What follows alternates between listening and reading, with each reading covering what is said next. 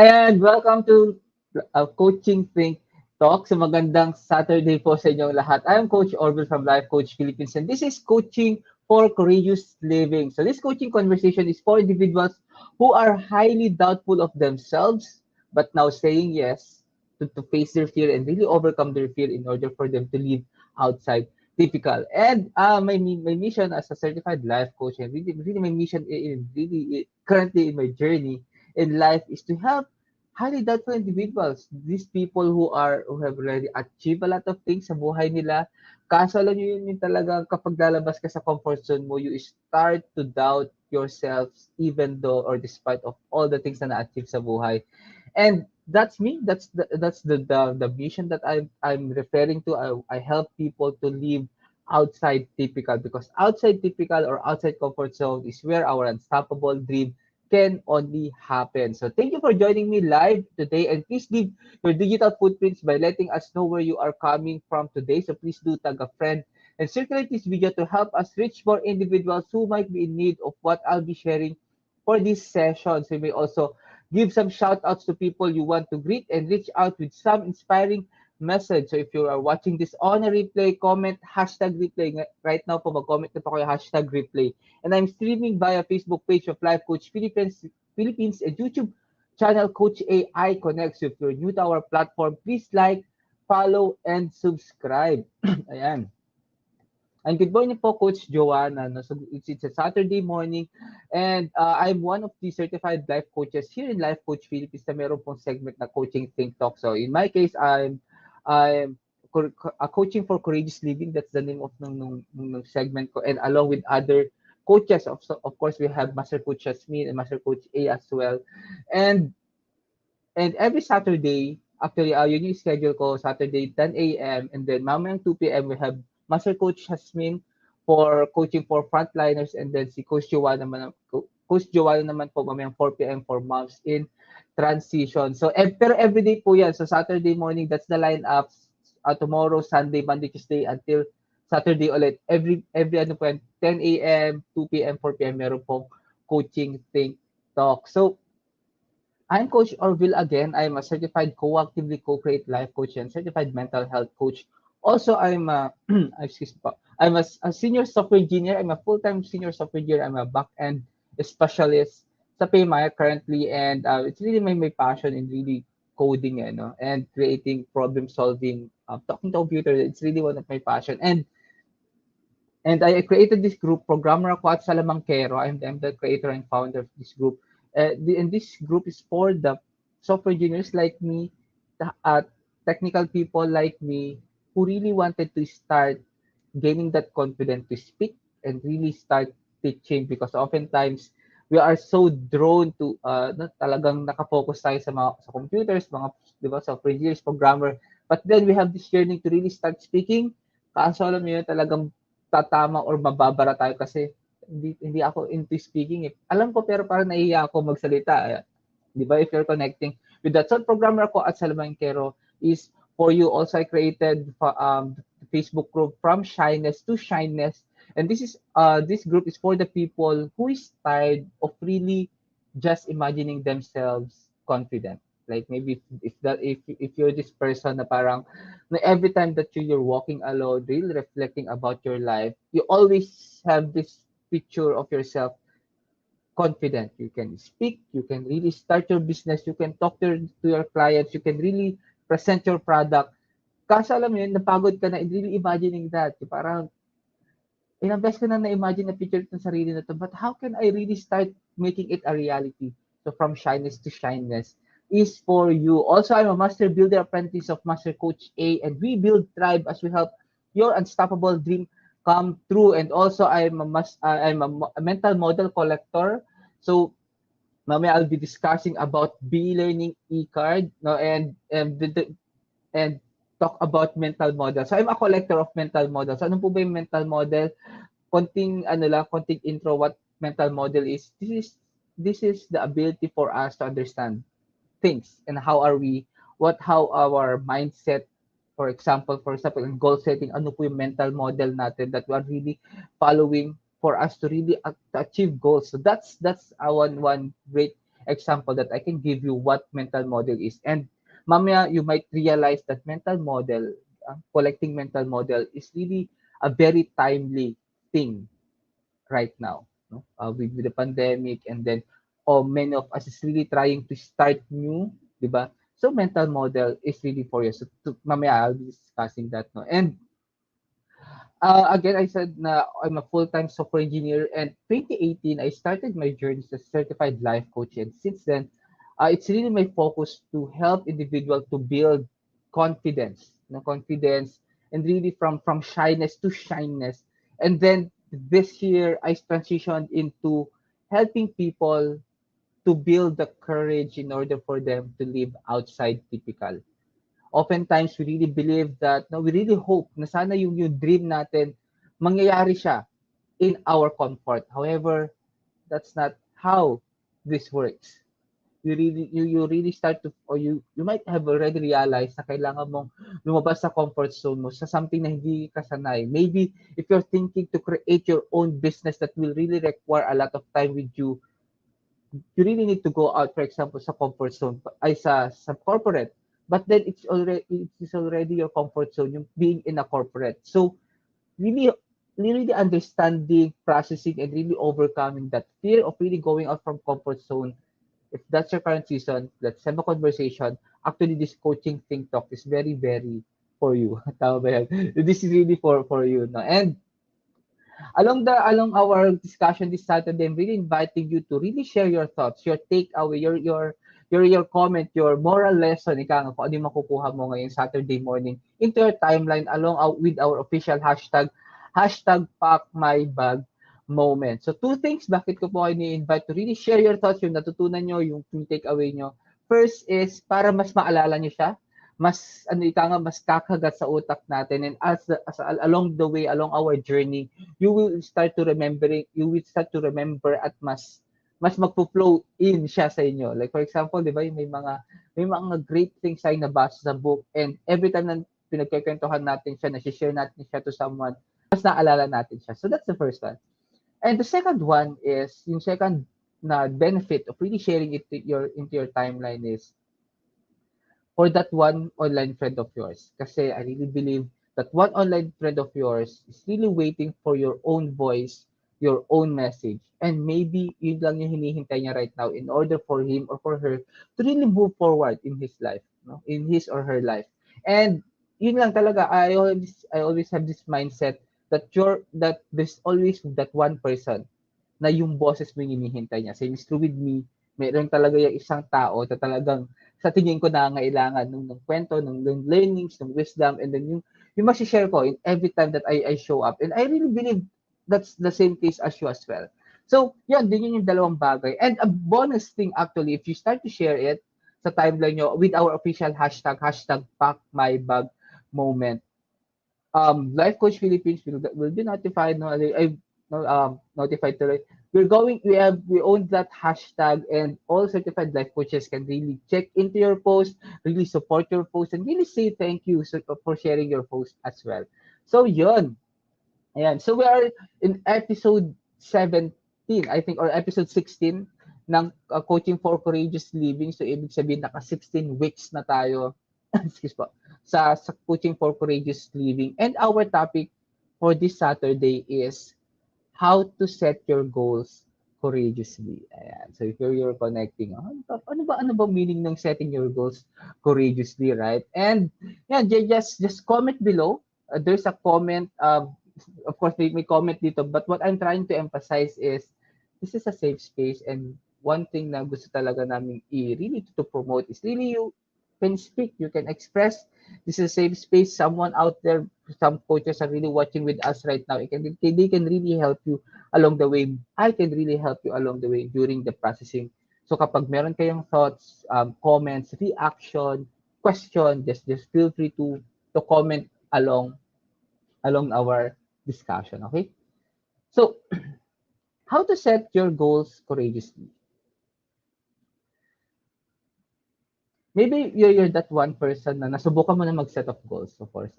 Maybe you've already used some model, like if you heard the SMART model, SMART goal. Kapag sinabing SMART goal, S for specific, M measurable, A is attainable, R is realistic, and T is time bounded. So di ba may mga ganun tayong goal setting or kahit walang ganung model. Like no maybe nung meron kang time for yourself, you start to write, gumagawa ka ng checklist, bucket list, mga gusto mong gawin sa buhay, right?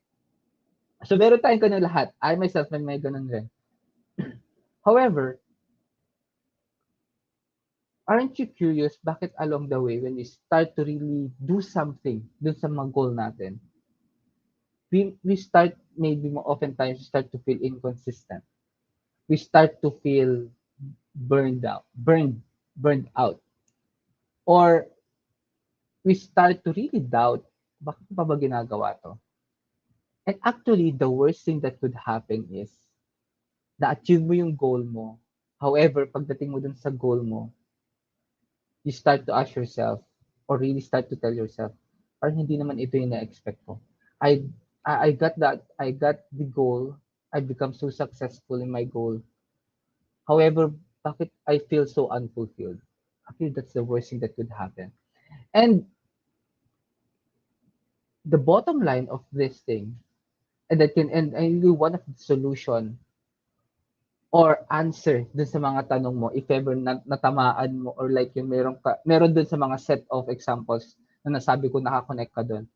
Bottom line, maybe that goal that you're setting might not really hindi clear kung gaano siya ka-connected sa'yo. Or maybe it's not even yours, yung goal na sineset mo. Maybe the goal na sinet mo because ganito yung goal ng ibang tao so ito rin yung goal ko.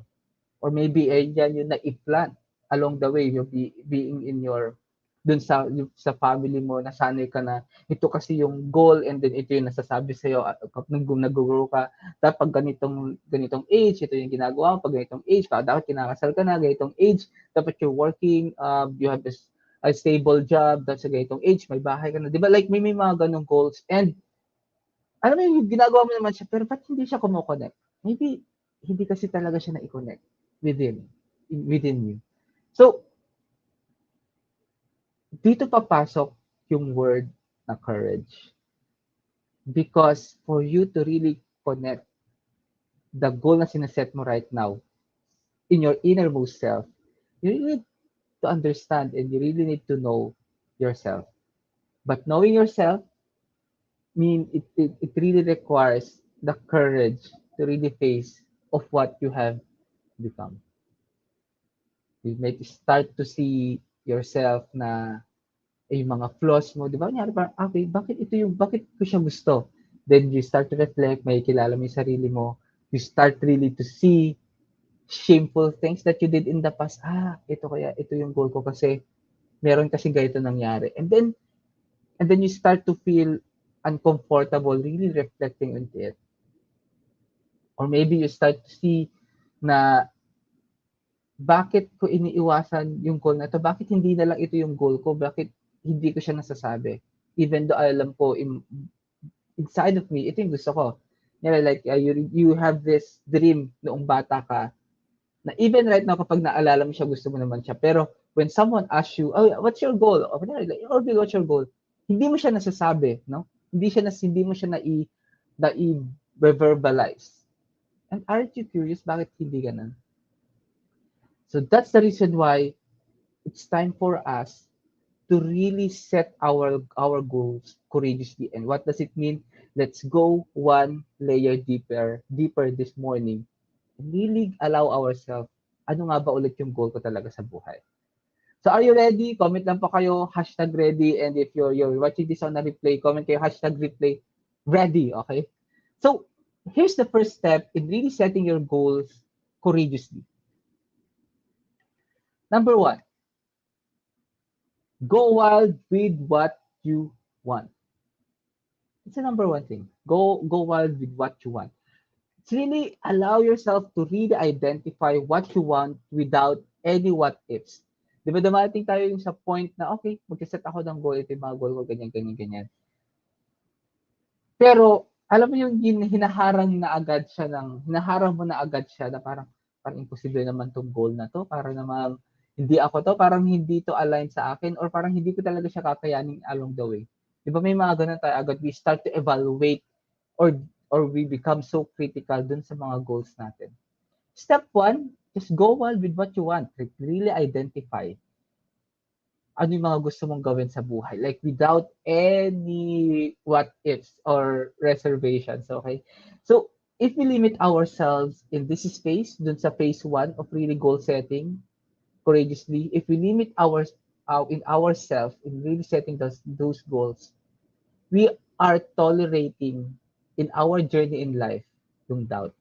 Parang we always accept that we're doubtful. And that would really make our life experience so challenging at hindi talaga natin or we become so blinded with the things that we are already achieving in life. Like for example, I dream of getting this because this is what I can only do. Your reason is based on how you see your capacity at the moment. So it's time for you to ask yourself, what will really make me experience life so exciting? Allowing yourself to really understand and really hear yourself. Ano nga ba yung mga gusto ko? Ano ba yung magpapasaya at magpapa-excite sa buhay ko? It's time for you to write the desires of your heart without telling yourself, be realistic. Don't be hard to yourself at this phase. Just identify, let it flow. Sulat mo lang siya. If you really dream to have a business, sulat mo lang siya. If you really dream to have a family, sulat mo lang siya. Kung gusto mong magbakasyon in 3 years, identify mo lang siya, sulat mo lang siya. Saan siya nang gagaling? Like, allow yourself. So that's step number one, phase number one. So step number two, zoom out and zoom in. Ayun yung step number two natin. So what does it mean? You zoom out, ibig sabihin, na tinignan mo yung bigger picture. Kapag sabi natin bigger picture yon, because you're now allowing yourself to express, ito yung mga gusto ko, ito yung mga gusto kong ma-achieve, ito yung mga goals ko sa buhay. You're really stretching out and you're really zooming out. Ito yung mga gusto ko palang gawin sa buhay. When you start to identify that, nag-zoom out ka na, you start to zoom in and become so specific and really understand yung mga specifics ng goal na yun. Like, start narrowing down what you'd like to do with yourself, with your life in a year by looking at what you could make happen monthly, quarterly, or 6 months increments. No, we need to set up what are the necessary baby steps to build the momentum because oftentimes kapag meron tayong sinet na goals, we immediately or automatically create an action, di ba mag-act tayo agad towards it without even really zooming in. Ano nga ba yung mga kailangan nito? And then, kapag hindi kasi tayo nag-zoom in, identify natin to and kung ano lang na-feel natin gawin, magja-jump tayo. We start again to really feel the burnout kasi hindi natin siya nako-connect. The goal of uh, goal setting courageously is always connecting it with your innermost self. Kasi doon natin i-draw yung energy, the inspiration in really doing the things that we really want in life. Because along the way, we might stumble. We start to feel blocked. But then if we are so inspired, we really start to really feel the inspiration and really making it a reality yung goal natin. Yun yung pinakabala kasi natin in really overcoming any resistance at all. We have wild dreams, and this is the phase we start to incorporate your situation and address what needs to address, like time, like money, relationship, habit, etc. Zoom in, understand natin, okay, ito yung dream ko. Ano na nga ba ulit yung mga kailangan ko i-consider? I need to consider my time. How can I schedule my time? How much money do I need? What are the relationships that I have that can really help me? Or yung mga current relationship ko ba really supports this goal? And what are the habits that I have right now that can help and can or maybe can ruin yung goal na to. Just you really picture yung pinakamaganda analogy nito is picture it out a very beautiful high resolution image. And what make it a very beautiful image yung mga image natin sa internet, those vector, because they are designed with very small or but many pixels. So, di ba meron kang picture, ganyan, may magandang picture. Tapos pakita mo sobrang detalyado because may mga maliliit, ano siya, consist siya ng maliliit na pixels. You start to zoom in. Comparing it to an image na parang may mga, parang collection of box lang. Di ba may nakita na kayo yung ng icon, ng image na yung size niya is like sobrang liit. Tapos kapag zoom in mo, alam mo yung parang box lang talaga siya. Pero kapag isang magandang image, kapag zoom in mo, clear pa rin siya. Kasi may mga maliliit na image, maliliit na pixel. So that's the zooming in, the power of zooming in. Okay? So that's point number 2. Point number 3, or step number 3, it's time for you to reverse engineer. Courageously setting your goal, yung base, saan naka-base or saan mo makukuha yung courage, because your perfect plan can only be drawn by the target outcome. Meaning, kapag clear sa'yo talaga yung gusto mong puntahan, no, like you can really have that confidence na kaya mo siyang gawin, because doing your best to make your goal clear already answers actually the 50% of your problem. And no, hindi ba yun sufficient enough to really have that courage to make it a reality? Yeah, let me pause muna yan. Good morning po, Coach Rizel. Ate Coach Lacey, good morning po. Yeah. Make your goal clear as possible. Clear sa utak mo, ito yung gusto kong gawin. Alam ko siya kung bakit yun yung gusto ko, naiintindihan ko. And that is actually the 50% ng journey. And the next 50% is you taking action, planning, and taking action. Kaya ko siya nasabi kayo na nasubukan niyo yung SMART goals, specific, measurable, attainable, realistic, time-bound. You can do that. But what if you coupled it with you being so courageous in really setting your goal and really identifying it clearly? Your journey will become more exciting. I would not say na it become more easier, because if your goal, I really believe na yung goal natin is proportioned with the things that we really need to really lay down kung ano sacrifice natin. Pero we can really sacrifice more because alam natin na yung kapalit niya makukuha natin. Ganun kaganda, ganun ka-effective kapag clear yung goal mo. Like if you want to create a business, itong business na to can really give me this amount of money, can really support my lifestyle, can really give me the money that I want, that I need para i-push yung advocate ko. For example, helping an orphanage or really creating a community for this type of people. I really need those money, kaya yung goal ko is this business.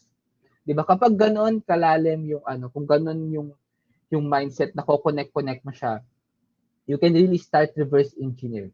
Okay, ito yung goal, ito yung mga dapat mong gawin. Pabalik ka, ma-design mo pabalik yung mga goals mo. So that's reverse engineer. Ayan. So we have last 2 steps. Just comment below what do you think right now? What's your thoughts? Ano naiisip nyo?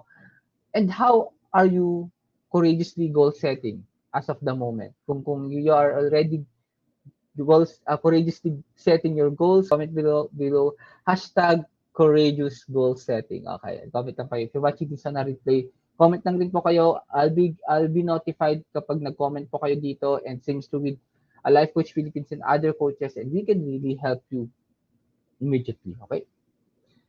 So, second to the last point, this is a very important point of being courageous in setting your goal.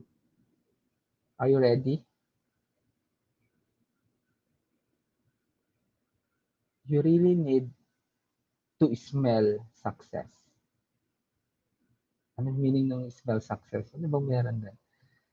It means don't get attached with the outcome, but fall in love with the process. Oftentimes, kapag we were able to achieve a specific goal, we are so attached into it na alam mo yung we're so attached into it that we no longer wanted to move out from that comfort.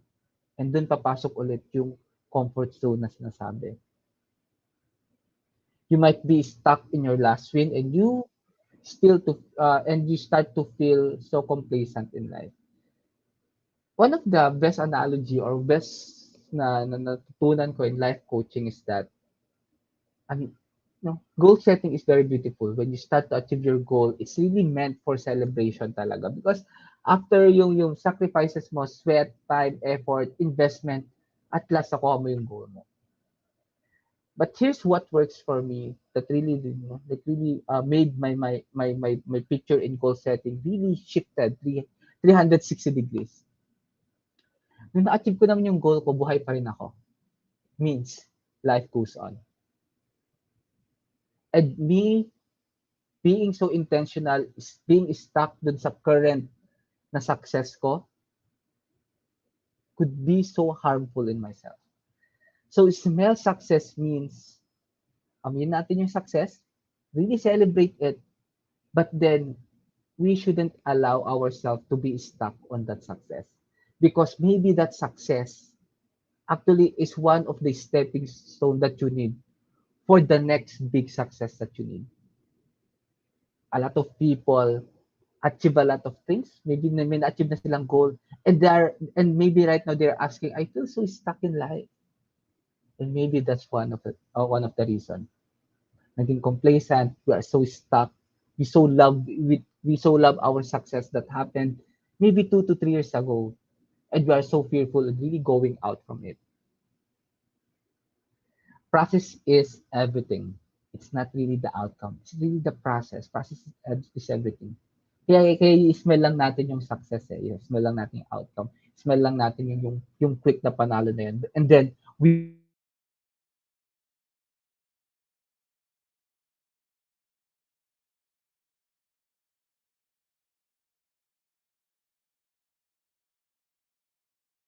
really and always remember that God already planned the set of success for your life. You need to keep moving. And really, what you gain right now is just really a portion of what is yet to come. Always remember po yung bagay niya. And last but not the least, for you to courageously set your goal, actually this is one of the most critical thing. Kaya ko siya nilas. And I really encourage you to really reflect also, especially this one, is really get a consistent support. Community matters. You have your set of goals. Who are the people you're allowing to help you with that goal? Oftentimes, nagsiset tayo ng goal, parang hindi ko naman kailangan yung help ng ibang tao. And here's my take with that. If a goal is something na hindi ko kailangan yung help ng ibang tao, maybe it's not really goal enough. When I say it's not really a goal enough, because baka kaya mo naman talaga siya mag-isa I mean, parang hindi naman siya something na na parang it requires a lot of effort. Sorry, no? Let me rephrase yung part na yun. Yung parang what I'm trying to point out is nag-set ako ng goal. For example, ako yung sarili ko. And prior with that setting of goal, alam kong mangyayari siya because it's really my talent. Kaya ko talaga siya. For example, my goal is really after a week I will be able to do this. I will be able to really create something like this. And yung bagay na yun, hindi ko naman kailangan yung help ng ibang tao. Maybe it's yung goal na yun is really, yes, it's really a part of the goal. Pero yung pinaka-goal na niyayar ng puso mo, it's something bigger than that. And when we say it's bigger than that, it is designed for us to really ask for help. I have this very beautiful na nakalimutan ko kung sino nagsabi sa akin, sinabi nila, nasabi sa class na yon na maybe kaya talaga may yung magagandang goal, yung malalaking goal, it is so hard to achieve because we are really meant to ask for help. Because we are blinded. We are blinded with most of the essential important things na kailangan nating malaman to make our goal, to make our vision, to make our dream a reality. Sino yung mga tao? Who's in your team to make your goal come true, your dream come true? Are you part of community right now that really empowers you, that can really say, hey, you're lacking behind. Hey, you're losing. You're losing the momentum. Hey, you're losing the track. Or maybe in a community that can really say, you did a very good job. You did very well. Congratulations. Yung alam niyo yung mga gano'n, yung mga gano'ng salita that can really that can really give you one direction, and that one direction is really you moving forward. We really need people. If that's in the bottom line of becoming so courageous in setting your goal, you are so courageous because you are courageous enough to ask for help. Find a community. Coach A coaching community is one of the online community that I can recommend with you. Go there every day. Lot of questions, lot of content that are really timely. And I really believe you will be benefited. You can search now, Coach A coaching community, or maybe you're looking for a physical space. Decaf Coffee Republic is for you. So it is located here in Capitolio, no? Sa dito sa PC, Pioneer Center Compound. Tinuturo ko lang siya because I'm here in Capitolio also, and dyan sa banda dyan po sa PC, dun sa loob po nun, dun sa compound yan, meron po doon Decaf Coffee Republic. So that's the home of certified life coaches here in the Philippines. And magpasok po kayo doon, you can own your own table. When I say you can own your, kunyari, if gusto mo lang magpahinga, gusto mo lang mag-reflect, gusto mo lang tahimik, merong table for you doon sa place na yon. And if you're ready to start speaking, you wanted to start connecting, talking to someone, all of the people from operations manager, no, down to kanila, of course, doon sila Coach Janet, and they can really help you. You can really talk to them, talk about life, talk about your goal. That's courage. Asking for help is actually courage. I want to end with this. Maybe you are technically sufficient. I mean, kaya mo naman na talagang gawin yung bagay. Maybe you have currently your goals right now at kaya mo siyang gawin. But goal setting, courageously setting your goal means connecting it, diba, within. Because there's this one thing that we really wanted to really avoid, and that is success without fulfillment. Because success without fulfillment is really the ultimate failure. And how can we know na yung ginagawa natin will really give us fulfillment? Full, na? Mag-fulfill yung something in us, we start to feel joyful. Paano ba natin masesecure yun? Well, one thing, connect with your inner self. Find the courage to really know yourself more. Because if you know yourself, alam mo kung bakit ito yung dream mo, and if you know yourself, meaning you're in the process of really accepting yourself, even though you start to fall down, even though you start to, you start to feel down along the way, you will be more kinder with yourself. You will start to love yourself because you really know yourself. That's courageous goal setting.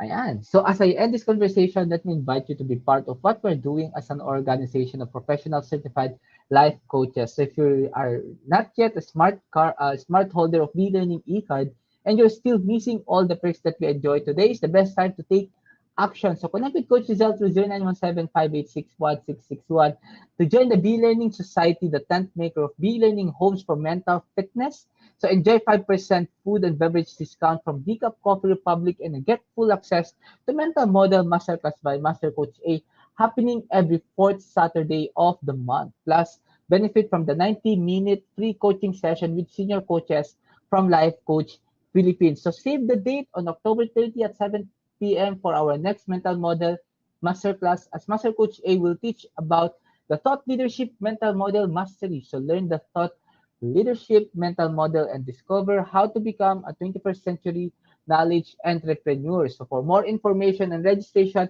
connect with Coach Giselle 0917-586-1661. And for individuals po naman who intend to embark on the journey of becoming a certified life coach, Master Coach A offers co-actively co-create life coach certification program. So this is a CPD accredited course with 40 credit units. So ano po meron doon? CPD is all about learning new things or refreshing your knowledge by doing new things.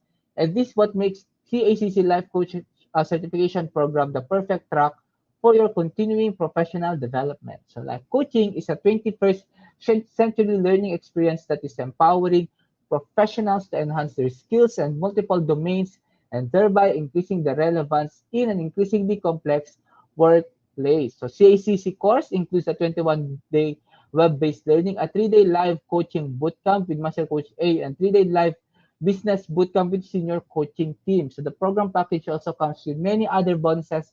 So connect with Coach Giselle through 0917-586-1661 to discover the opportunities waiting for you in this profession. So thank you very much. Again, I always end my segment telling that the only impossible journey is the one that you never begin. So start the journey, set your goals courageously, ask for help, let's have a conversation, meet me sa Decaf Coffee Republic. You can connect with me here in Life Coach Philippines. Connect with me, Coach Orvyl Facebook page, Coach Orvyl, Orvyl FT, yun yung personal Facebook profile ko. Help is available. And I really believe now is the time to really live courageously despite of the pandemic, despite of our new normal. It's time for you to live courageously for yourself and for the dream that you have inside. So do join us for another coaching conversation later with Master Coach Jasmine for coaching for frontliners at 2 p.m. and Coach Joanna for coaching for moms in transition. Mamaya 4 p.m. naman yan. So once again, this is Coach Orvyl from Life Coach Philippines for coaching TikTok. Coaches like us think and talk like this. This is us in the Philippines. Love, bomb, boom. Coach Orvyl signing off.